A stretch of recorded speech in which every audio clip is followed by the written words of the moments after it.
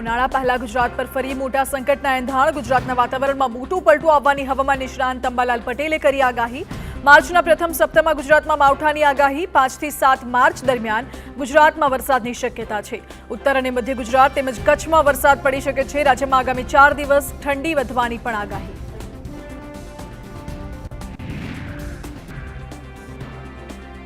વિધાનસભામાં હર્ષ સંઘવીએ કરી મહત્વની જાહેરાત. કોઈ પણ એમએલએ પોતાના મત વિસ્તારમાં બસના નવા રૂટ જોઈતા હોય તો રજૂઆત કરી શકે છે.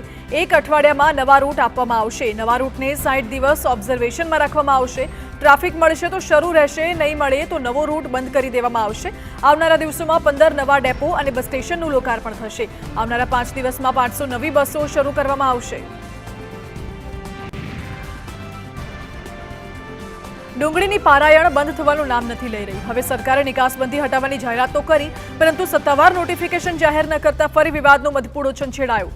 સરકારે સત્તાવાર નોટિફિકેશન જાહેર ન કરતા ખેડૂત અને વેપારીઓ અસમંજસમાં મુકાયા, જેને લઈને ભાવનગર જિલ્લાના માર્કેટયાર્ડમાં ડુંગળીની હરાજી બંધ રાખવામાં આવી.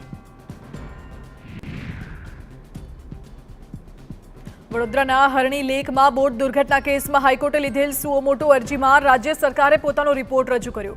વીએમસીના 4 અધિકારીઓ સસ્પેન્ડ. મૃતકોના પરિવારને કેન્દ્ર અને રાજ્ય સરકાર ઉપરાંત કોર્પોરેશન પણ વળતર ચૂકવશે. રાજ્યના 40 જળાશયોનો સર્વે કરાયો. 21 જળાશયોમાં બોટિંગ બંધ કરાયું. તમામ જળાશયોમાં બોટિંગ ઉપરાંત કાર્યો પર સર્વગ્રાહી નીતિ બનાવાશે.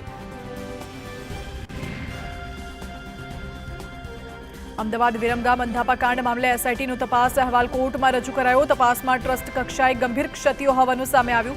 9 નિષ્ણાંત સભ્યોની સમિતિના અહેવાલમાં ગાઈડલાઈનનું પાલન નહીં થયાની વિગતો સામે આવી. માળખાકીય સુવિધાઓ, ક્વોલિફાઈડ સ્ટાફ, રેકોર્ડ જાળવણીમાં પણ ગંભીર ક્ષતિ જણાઈ. ઓપરેશન થિયેટર પ્રોટોકોલમાં ગંભીર ક્ષતિઓ હોવાનો પણ ખુલાસો થયો. નેત્ર સર્જન વિરુદ્ધ કાર્યવાહી કરવાનો આદેશ.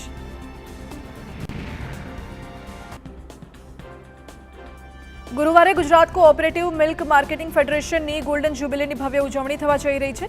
વિશ્વના સૌથી મોટા નરેન્દ્ર મોદી સ્ટેડિયમમાં અમૂલનો ગોલ્ડન જ્યુબિલી સમારોહ યોજાશે.